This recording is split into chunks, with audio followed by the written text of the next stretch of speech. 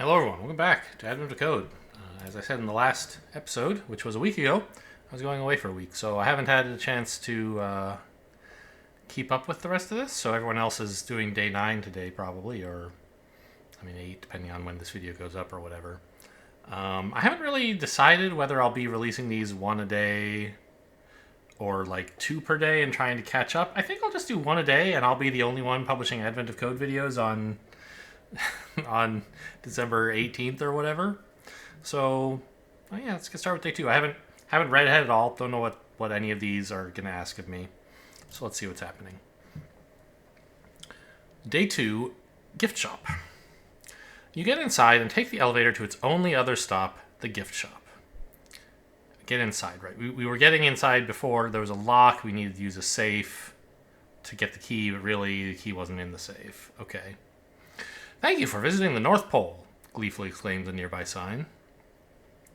You aren't sure who's even allowed to visit the North Pole, but you know you can access the lobby through here, and from there, you can access the rest of the North Pole base. As you make your way through the surprisingly extensive selection, one of the clerks recognizes you and asks you for your help. As it turns out, one of the younger elves was playing on a gift shop computer and managed to add a whole bunch of invalid product IDs to their gift shop database. Surely it would be no trouble for you to identify the invalid product IDs for them, right? They've even checked most of the product ID ranges already. They only have a few product ID ranges, your puzzle input, that you'll need to check. For example, and then they list some ranges. They're wrapped for legibility, but they're a single long line in real life. Okay? The ranges are separated by a comma. Each range gives its first ID and last ID separated by a dash. Great. Since the young elf was just doing silly patterns, you can find the invalid IDs by looking for any ID which is made only of some sequence of digits repeated twice. So 55 is 5 twice, 6464 is 64 twice, okay. None of the numbers have leading, so these are all invalid IDs. None of the numbers have leading zeros. 0101 isn't an ID at all. And 101 is valid, so fine. Your job is to find all the invalid IDs that appear in the given ranges. What do you get if you add them all up? Well, it seems very simple to do this by brute force.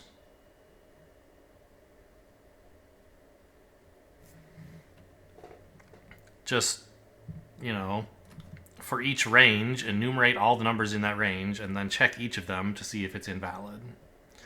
But that could be expensive if there are very large ranges, right? And there are sort of a...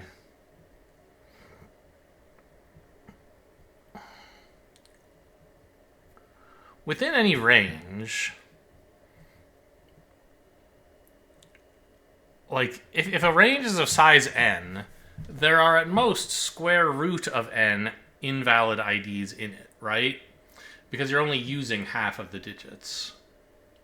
And then the other half, you're choosing half the digits, and then the other half are forced.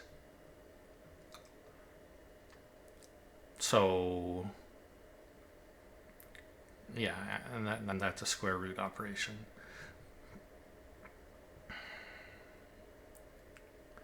So, if we were pressed, we could do this more quickly by looking at a range and its end and seeing like, okay, well, if there are 7 digits, I just need to explore, well, let's say 8 digits for simplicity. I just can choose all the ways that I could set the first 4 digits and then set the second 4 digits to match, and then check if that's actually inside the range, because there will be some boundary conditions where, like, okay, you don't have full freedom on the first and last digit, maybe, depending on the range size. And you could probably do it a bit smarter than that as well, by just not trying the ones that you know will fall outside the range. But that sounds hard. The square root speed up should be more than enough. And we probably don't even need that. But I wouldn't be surprised if part 2 is like, actually, maybe you do. So what does my input look like? Nope, not that. Nope, not that. Try again.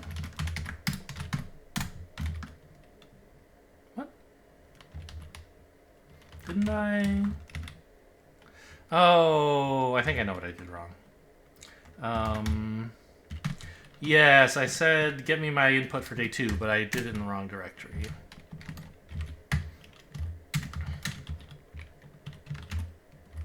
There we go.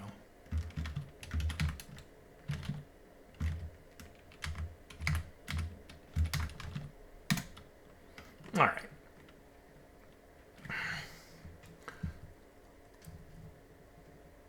So some of these, I mean, they could be large. It's a little hard to tell just scanning them by hand, right? Like, how many are in this range? 494941, 49495. So we have kind of 6 digits of freedom here. So just checking all of this by brute force would be like 100,000, which is no problem. But it would only be like 1,000 if we did it the smart way. So I think I will just do it the stupid way, and then if it seems necessary, I will try to improve it. And okay, time for some more chill Haskell programming. All right, well, let's see. Where shall we start today? Should we start with parsing? I don't think so.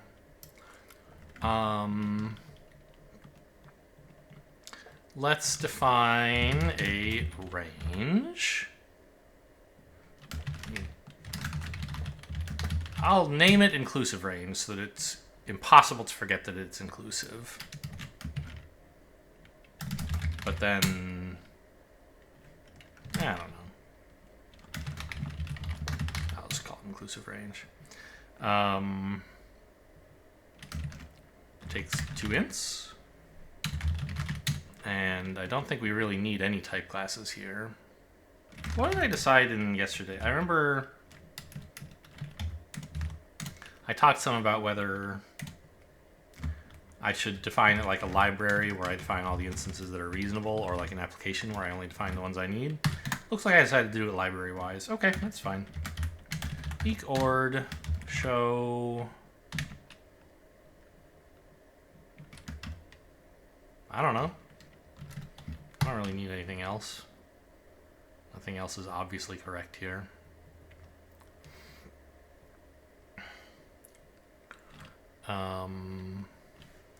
We could even change int, like we could have a new type of int indicating it's an ID, I guess, but I don't see much reason for that. So invalid is a function from int to bool.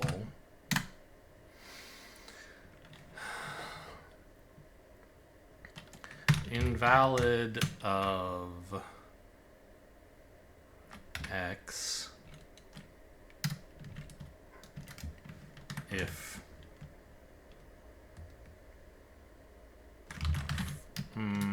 equals front equal back, let's say, where s is show of x, len is length of s, front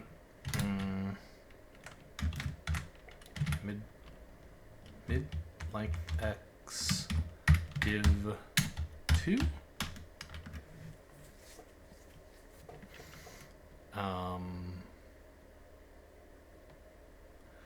And front is take mid of s. Oh, actually, we can use split at, right? Front back equals split at mid s. Right? Does that look like it would compile to anybody? It does. Great. And let me just make sure I'm actually compiling the right file. Yes, I am. Okay, good. Good, good, good. So let's run some tests. Invalid of 11. Yeah. 1. No. 1, 2, 3, 1, 2, 3. Yeah. 1, 3, 2, 3. No. All right. Looks true enough. So that seems like it's working.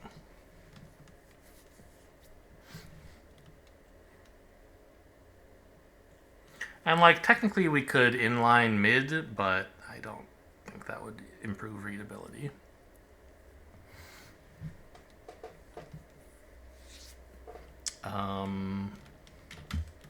So I think our input is a list of inclusive range. That seems pretty clear. Let's suppose we had already written the parser and we had our input. Then we would want to return an int.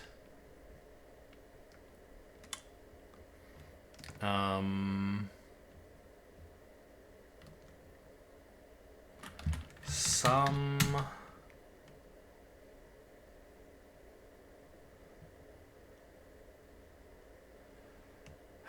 map count invalids, I guess, and invalides, invalids, where invalids is going to be a function. I mean, we could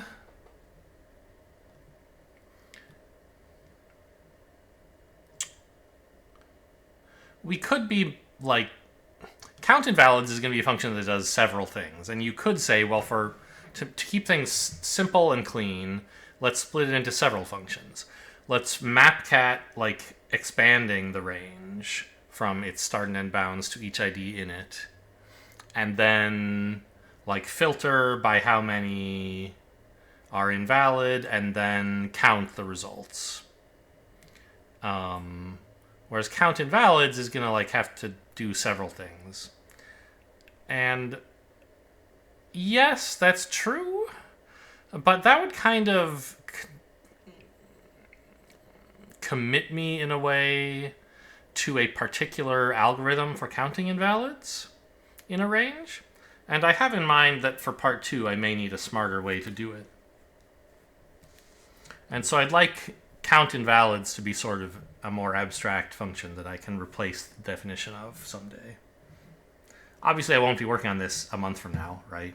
But, you know, I don't think necessarily breaking everything down into its composable pieces is always the best way to do things.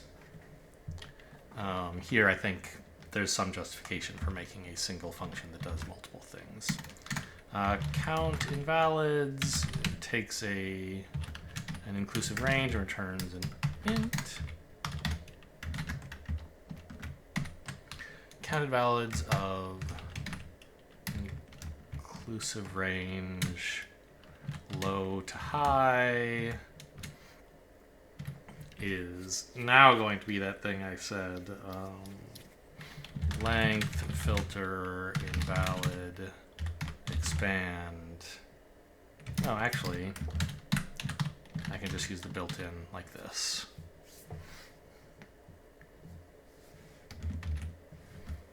I think that's basically part 1. I have to write the parser still.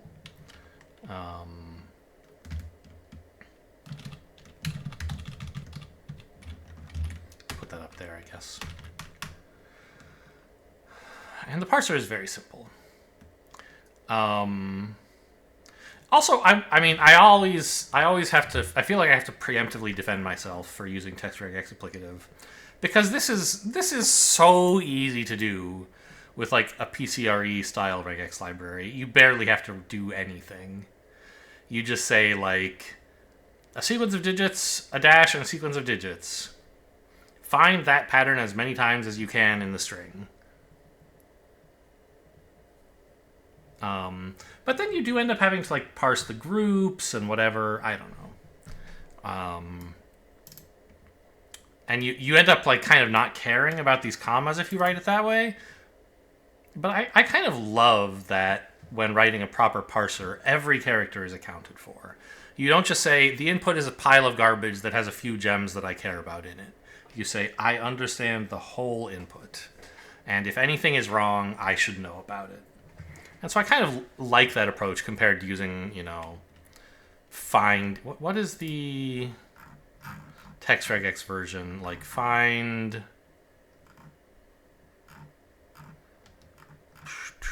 find first infix, and there's some sort of...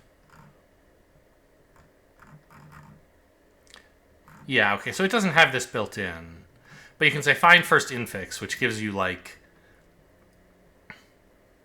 I guess you could just use unfold with this, but that's... Anyway. You can say find first infix, and it'll give you back, maybe, the first match and what was left. And then you can say, okay, I'll handle... And then I'll cons that onto the front of a list, and then find the first infix in what was left. And so you can search for all the matches in a string this way. And you know, some other languages have that as more of a built-in, and I'm sure some regex libraries in Haskell do too. You know, like in Clojure, it's reseek, for example. I don't think Java has it actually, because its regex library is sort of built on reusing these match objects, and so you have to extract from the match object before you can say, give me the next match, is my recollection. Anyway, it would be an easy way to do that. I'm sure in Python it's super duper easy. But I like I said, I like doing the text regex applicative and matching the whole string, and that's what I'm going to do. Import text regex applicative, give me match. I don't need RE because I'll never give a type to anything.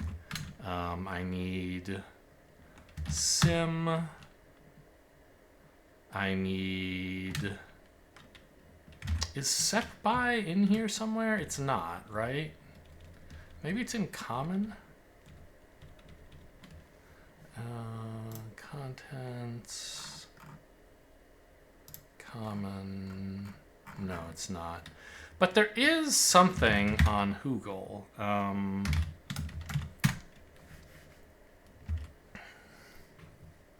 Which one am I looking for here? There's one that works for like any kind of alternative or something. It's not that hard to write yourself, but here it is. I think this is the one I want. Who's the author of this again? Nobody I recognize. But somebody in the functional programming Discord claimed ownership of this at some point and said, oh, it has the stuff that works for lots of parser combinators without committing to any particular one of them. So if I look index set by, here it is. So let me make sure that I have this, and I think I don't, in my cabal file.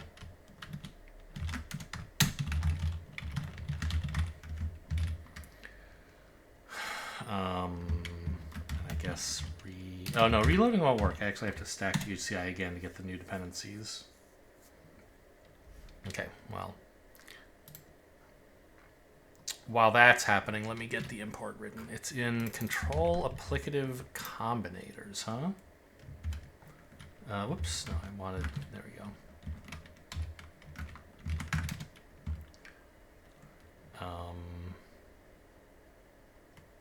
I think this might be all I need from text regex applicative, actually.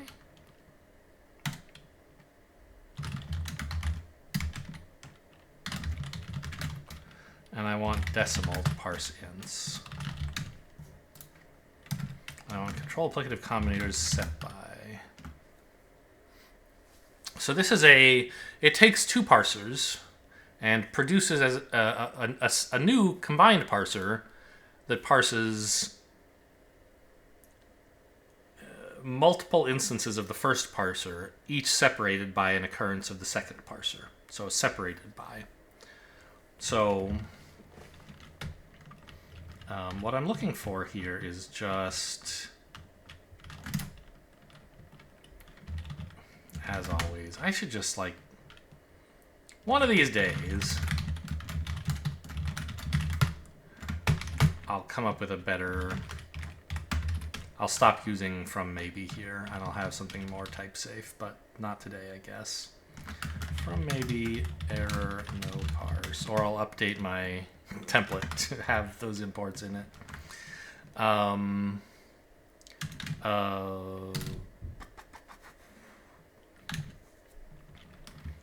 Equal tilde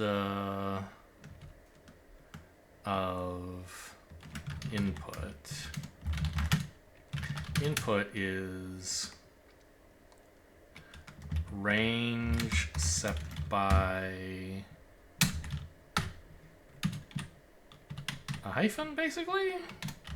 And no, a comma. Range is inclusive range of parsing a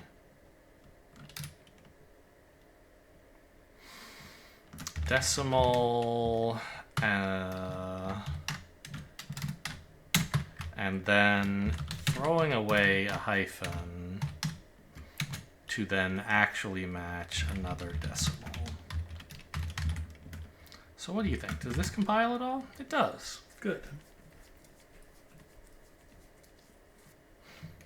What if I just run main? No parse. Great.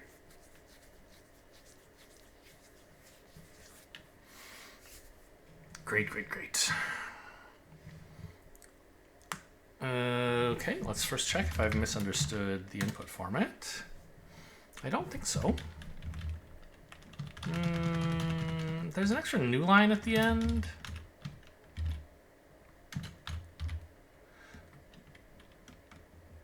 I don't know. Yeah. Because my Emacs is configured to automatically end lines with a new line. And I think that actually it is getting kind of annoyed by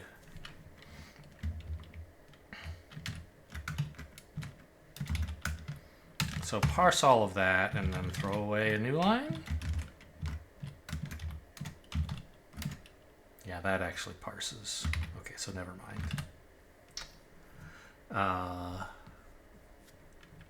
All right, so let's actually just call stack run and see if it takes an unreasonable amount of time. It does not. In GHCI, you saw it was going to take a long time because it's like interpreted, not compiled. Or, I mean, I don't totally understand that. It's not 100% interpreted, but it's not like optimized for sure. 872? I mean, that seems plausible. Could it be correct? It's too low. All right. Oh, that's fine.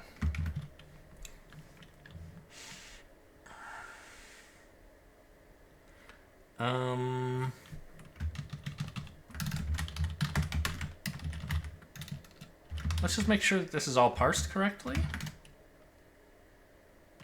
Do we get something back that looks like what we started with?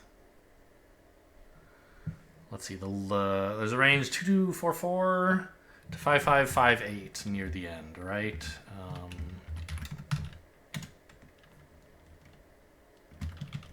Yeah, which is this one. So that looks like, oops, looks like the parsing was right.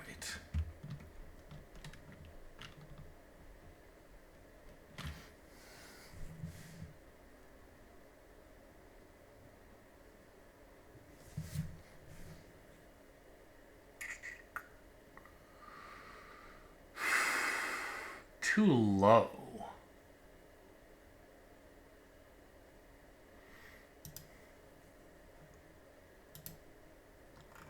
Well, let's test some of the examples, I suppose.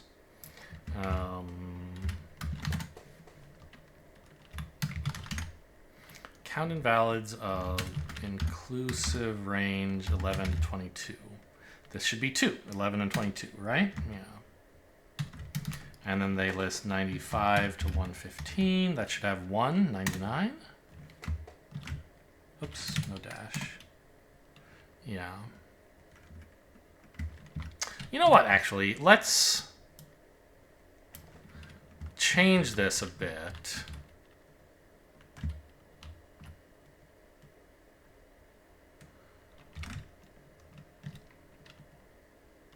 to just produce the actual invalids themselves. Let's not do the lengthing here.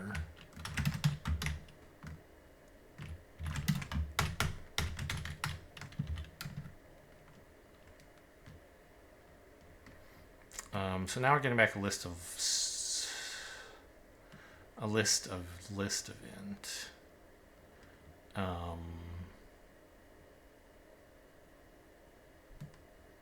I guess I need to say map sum again here. No, map length.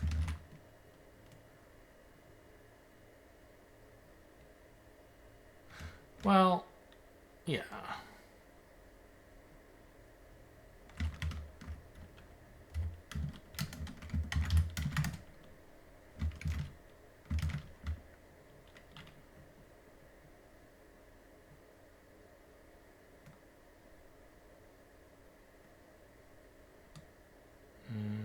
What are you saying to me?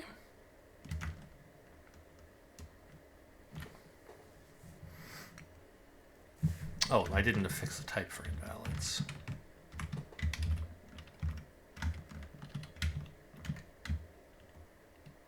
So now we can get back to testing.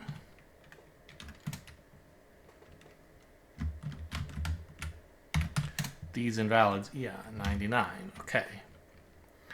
So let's take this bigger example that they have here.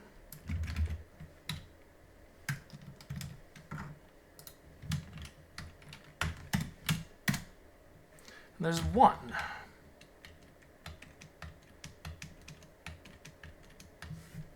there's another big input they have, which is this one.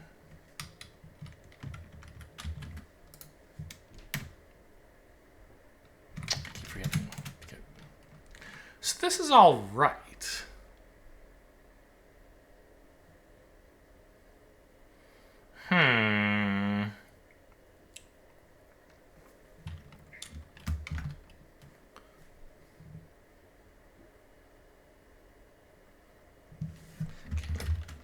One to 10. That includes 1 and 10, right?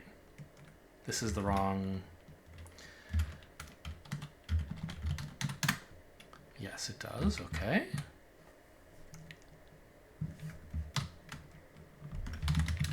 And this has not changed the answer, I assume. It still says 872, which I think is the number I tried before. Certainly it was in the 800s.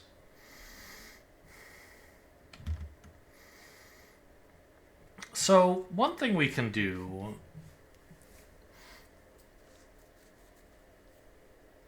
is... Oh, I misread the question! It doesn't ask how many invalid IDs there are. It asks add them all up. Okay, great. Easy fix.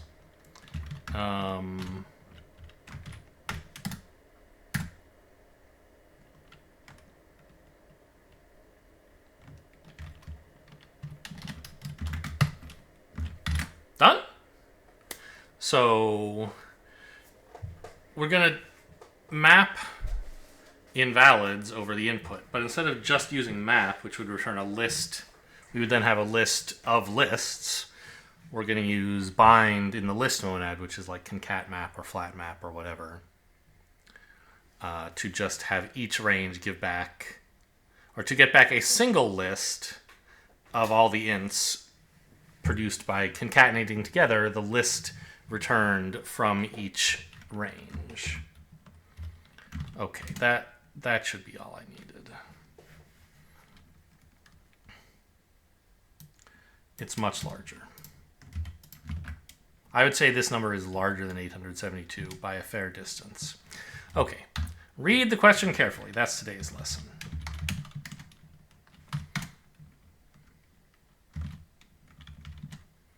Yeah, this all looks like the stuff I intended to write and wish to commit, but I always like to review these things before I commit them. Day 2, part 1. All right, let's see what's going on with part 2. The clerk quickly discovers that there are still invalid IDs in the ranges in your list. Maybe the young elf is doing other silly patterns as well? Now an ID is invalid if it is made only of some sequence of digits repeated at least twice. So 1, 2, 3, 1, 2, 3, 1, 2, 3 also counts. Interesting.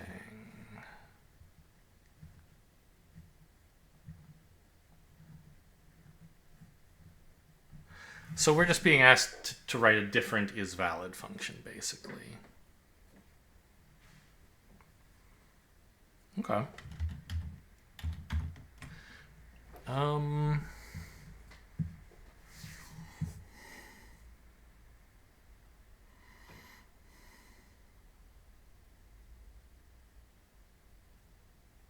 Funny enough, this is actually very easy to do with a backtracking regex engine.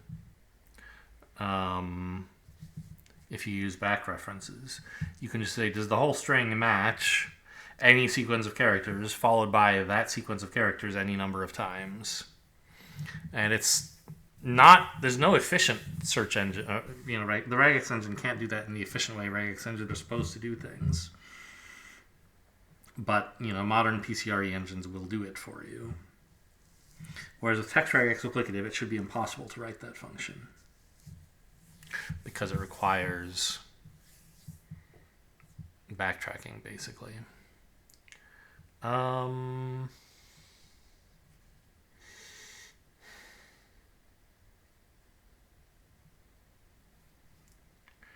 So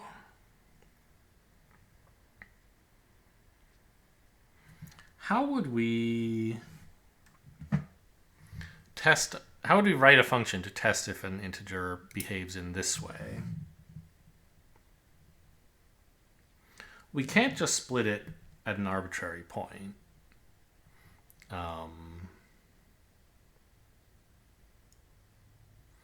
We could, for example, get the string's length, do the prime factorization, or better, include composite factors as well, I guess, of that length. Try splitting the string into all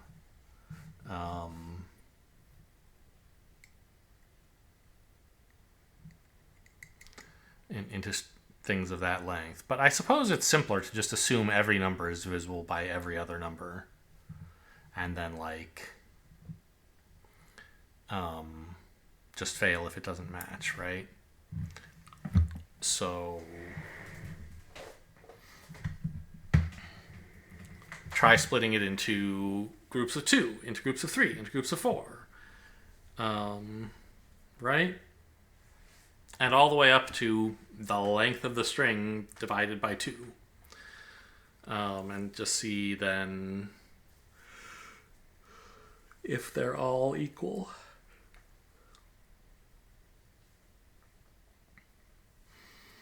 Yeah, sure. Let's see how that would look.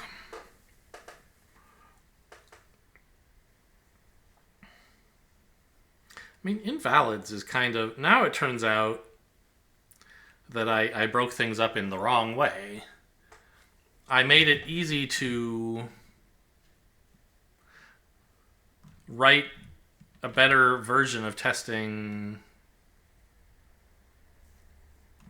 to completely replace the invalids function, but it didn't make it very easy to modify the invalids function, which is kind of what I wanted.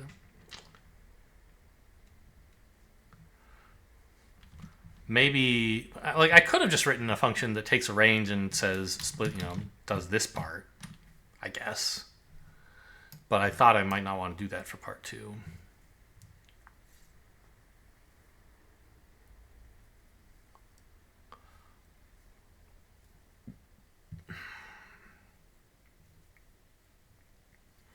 So I know there's a function like data list or data list split called chunks of.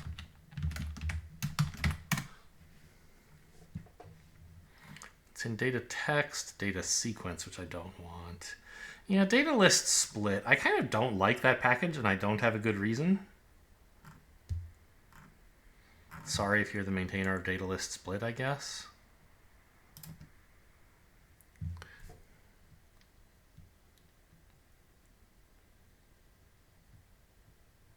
But it is exactly what I want, right?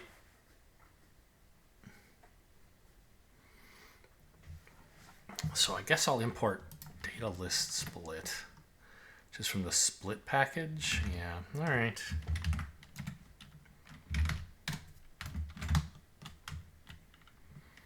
Oh, let's put it after containers.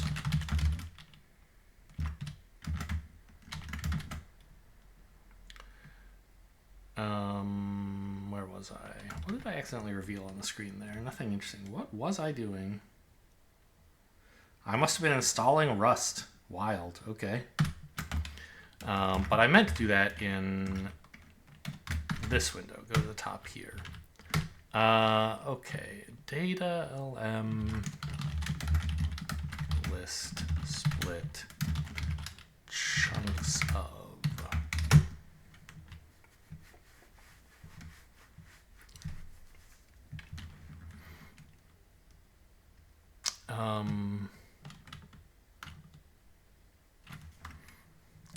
So, like, I kind of want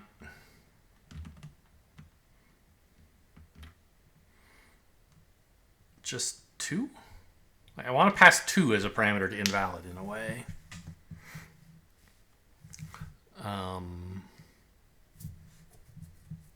So I can parameterize the existing invalid function to work with to be suitable for both part 1 and part 2.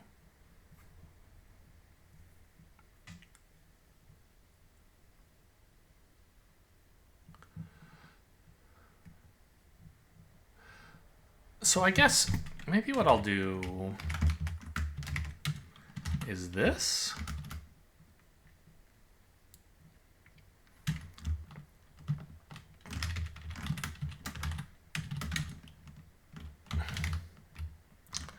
Lengths. Sizes. Any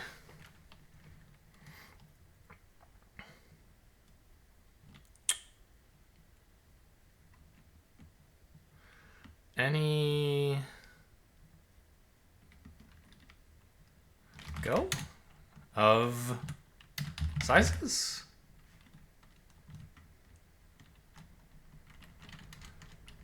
Maybe where go size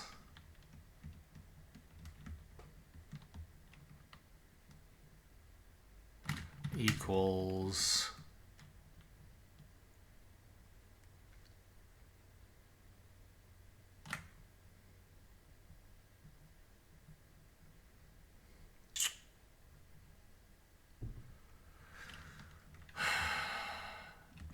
case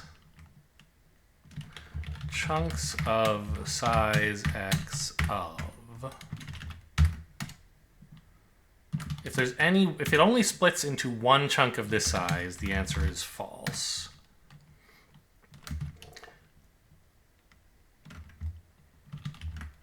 I guess I should also say if it's empty, that's also false. This should never happen.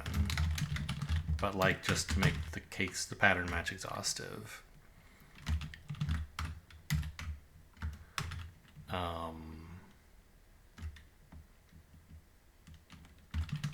You know what? Actually, let's say error empty list. This should not be allowed. And if we get x more, we can say all equal x.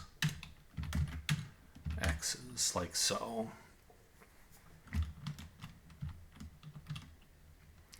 But we have to do a bit more than this.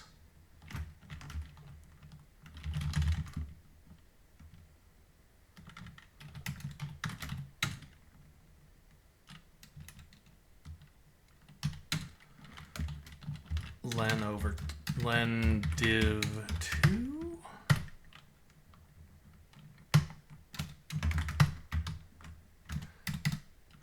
Len, well, S is show x.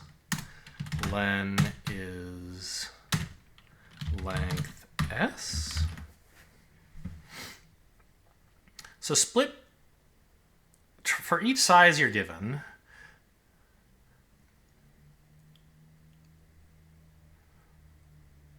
which is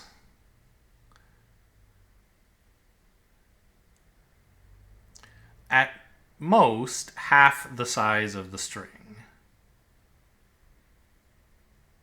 I think you could probably chuck out that filter and it would be fine, but this is like saves you half the work. Why not? Maybe more. Try splitting it in that to that size. And if there's only one way to split, if there's only one item, well, that also shouldn't happen.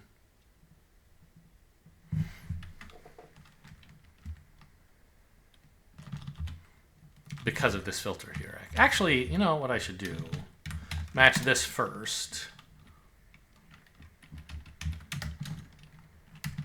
And then I'll say error invalid bad split of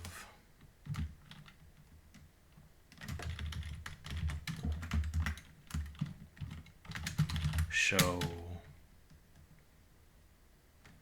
X's. I can just print S actually. I already have the string.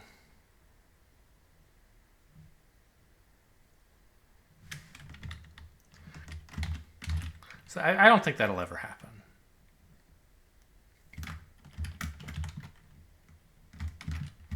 Oh yes, I always forget that in case matches you have to use an arrow, whereas in function definitions you have to use an equal. Okay, now we have to use CI to get split back.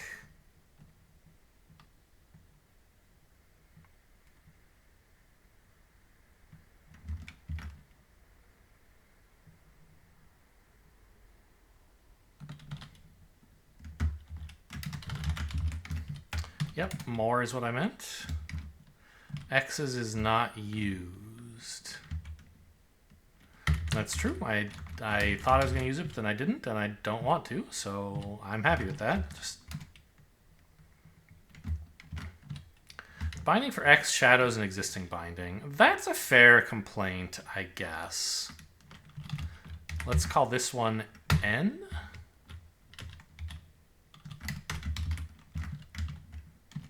Great. So if I now run part 1, that doesn't look like the same number.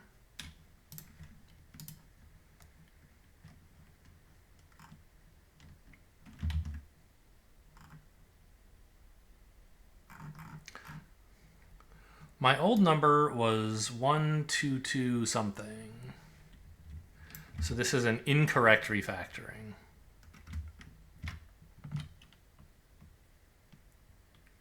Okay. Well, let's investigate that.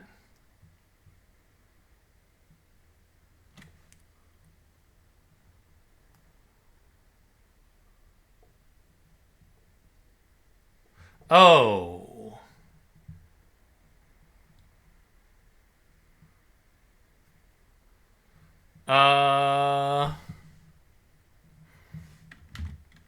Well, wait, no, maybe this is right.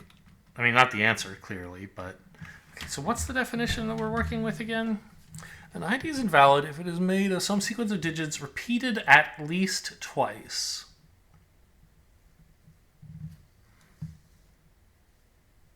So 1 7 times is invalid. Oh! Oh! The problem is I'm splitting it into chunks of size 2 when what I wanted is to split it into 2 chunks. Does data list split have that function too?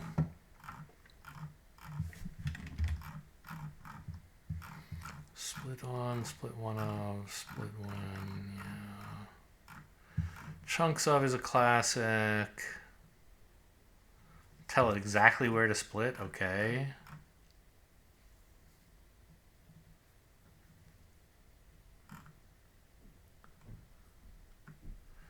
Divvy. No, that's way too complicated. Then there's the combinator for doing things.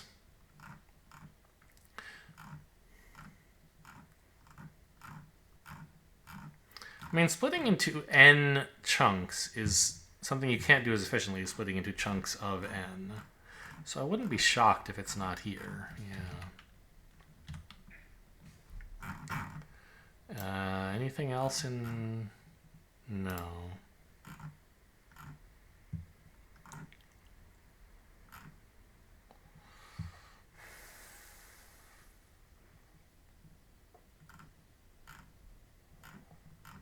Let me just make sure I'm not missing one.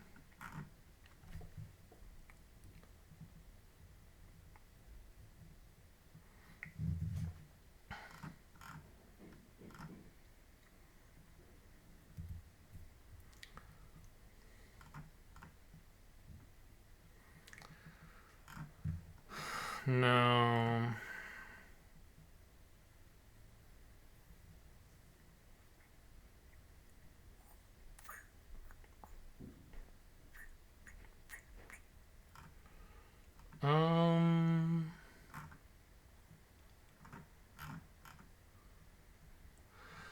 I mean, yeah, there's got to be a simple way to do this.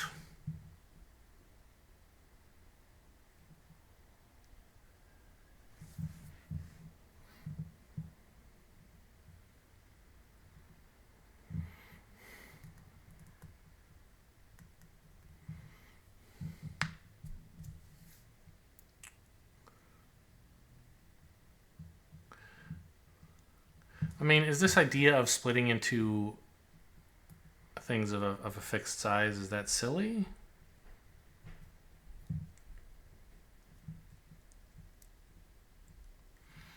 Should I have some totally different approach? I could just leave the existing invalid alone and then use this new one for part 2. I guess that's what I'll do. All right, Git. Let's see. How do I speak to you in the way to get you to give back what I want?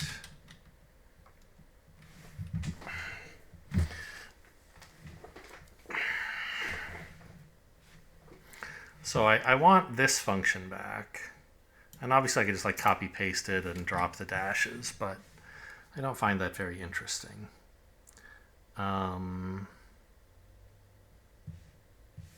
So what if I tried...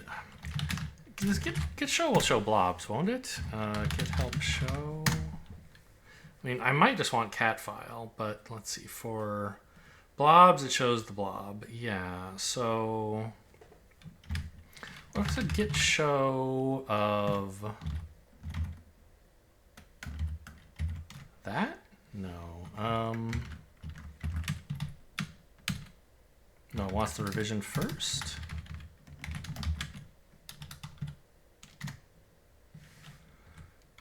No, that's a commit. Wait, did I get this wrong?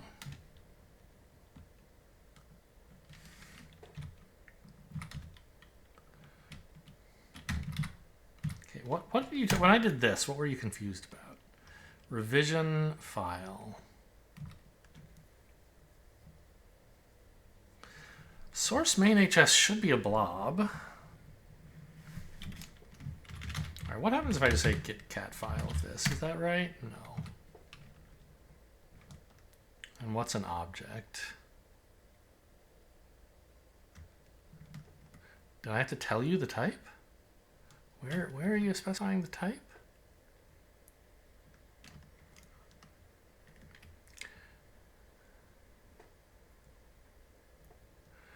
-t -s. I don't understand. Am I supposed to say blob here? Source main HS is not a valid object name. Well, what is its? Oh, is it Teo2 / this? No.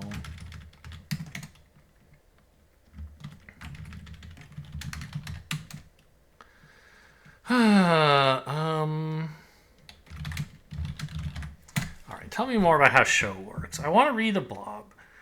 like I said, I know I could get this out an easy way, but I like to understand Git. An object, yeah, Git help revision, specifying revisions. Okay, for a more complete list of ways to spell objects, okay. Git help revisions. Specifying revisions, commit object, an extended SHA-1, yeah. But ref name, like, I know @ is a shortcut for head, which is what I wanted. But how do I specify blobs? Okay, can I search for the word blob? Ah, that's right. Revision : path. So if I say git show head of source main HS. Oh, fuck you. Okay, so it does want actually from... Oh, can I actually say /?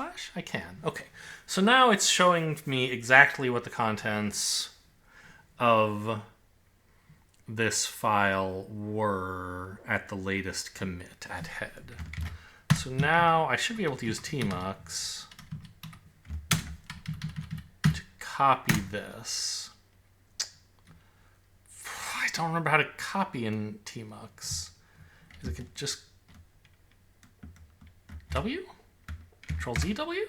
Nope. Quit. Okay, all right, we're gonna read the tmux help now.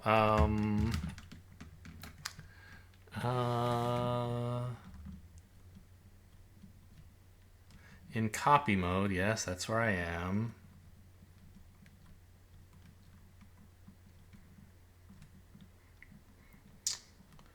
I don't even know how you...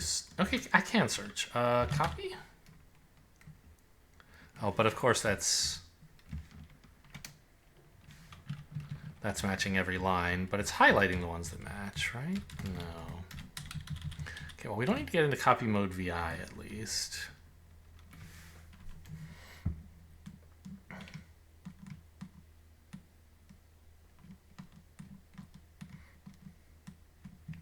We're not selecting panes. Copy, selection, and cancel. Meta W. Okay, that certainly makes sense. I tried Control W, and I tried W. It was Meta W. There. Now, how do I paste? Could not tell you. Let's try that again. Hopefully it's near the instructions for copying. Oh, that's already down into VI. Copy, selection, and cancel is here. It's like Control Z right bracket or something. Am I crazy? Maybe it's not even in copy mode now that I think about it.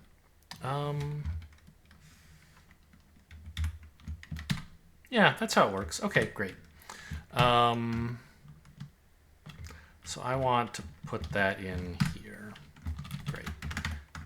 And since it was sending it as actual characters, the Emacs indentation turned out wrong. But okay.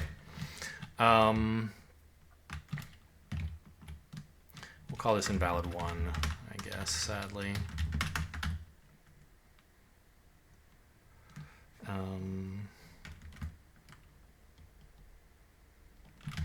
But now I can remove this int function and just say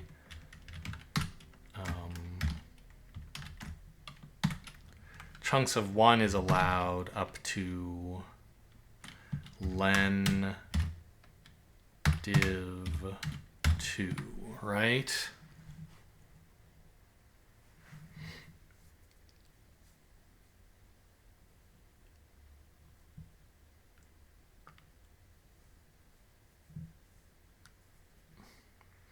I should probably just inline both of these into part 1 and part 2, huh? Yeah.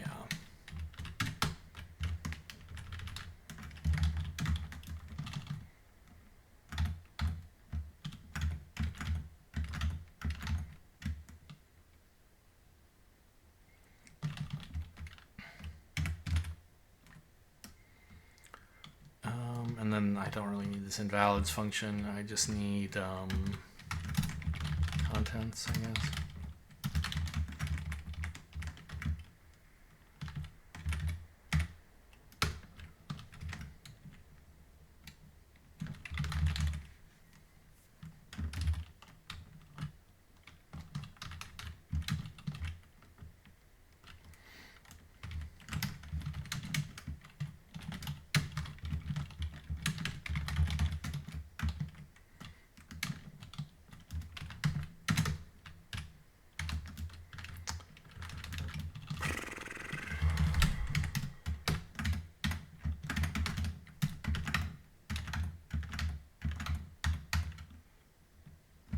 Why is this not indenting right?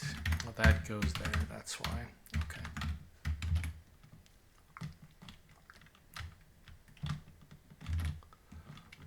So what do we think of this?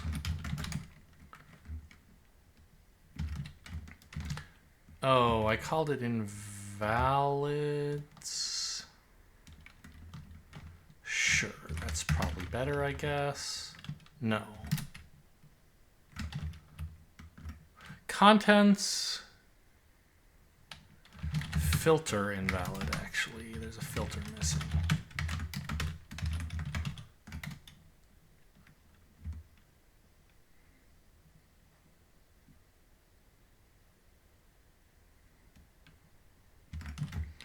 Do I need parentheses here, maybe? No. Okay. What are you telling me?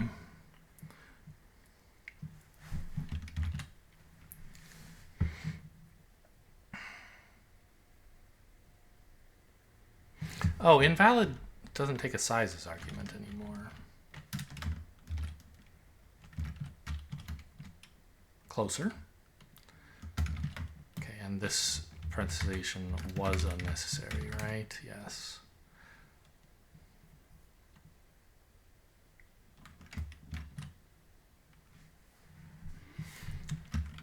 And it doesn't use, does it use this n argument? It does. Contents, and then bind that to filter invalid.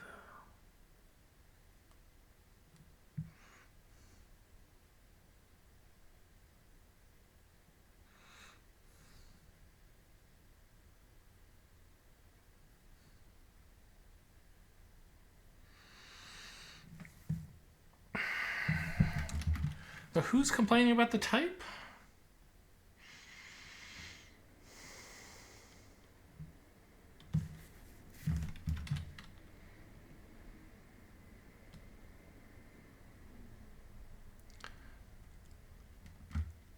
You know what? I'm going to change this to an N. No, I'm not. Leave it as is. Maybe we can do that in the cleanup commit. I feel like somehow invalid, these two definitions of invalid have different types, and that's why one of them is fitting correctly and the other isn't. But they should have the same type, no?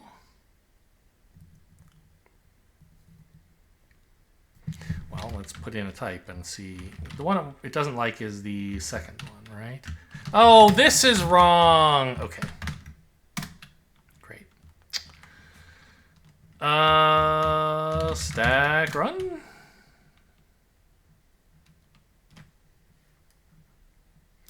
Okay, I think this actually is the correct answer for part 1 we've gotten back, right? 5, 4, yes, that's correct. And the answer for part 2 is larger, right? 4, 8, 11 digits, 4, 8, 11 digits, but bigger. Sure, so that seems reasonable. It's the right answer. Okay. So let's get that committed, I guess. I'm not too happy with how I handled part 2. First of all, let's throw away. No, I ended up using data list split. Quit. Okay. I thought of throwing it away, but then I didn't. And then I'm just not very happy with how part 2 went. Day 2, part 2. And let's, for consistency, make these both n, which is a better name anyway. Day2, rename, better variable name.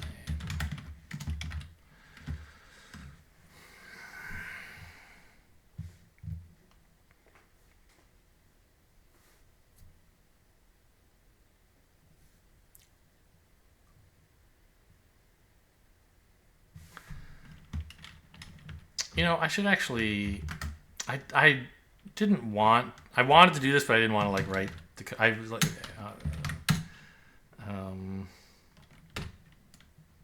show size.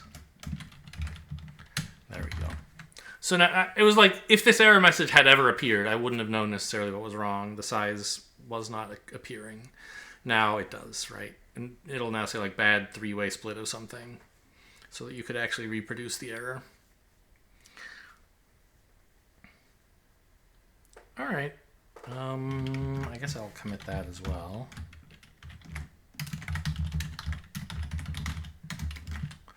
Yeah, I wish part 1 and part 2 had been able to be unified a little bit better, mostly.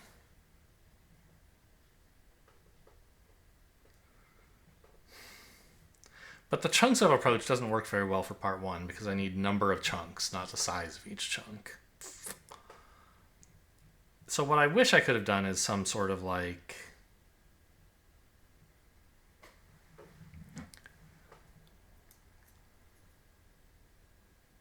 I don't know.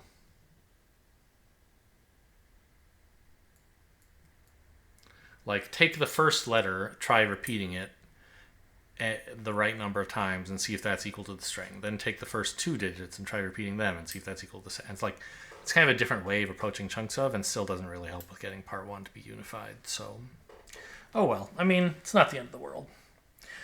Hope you guys enjoyed. Thanks for watching, and I'll see you tomorrow for part 2. Day 3.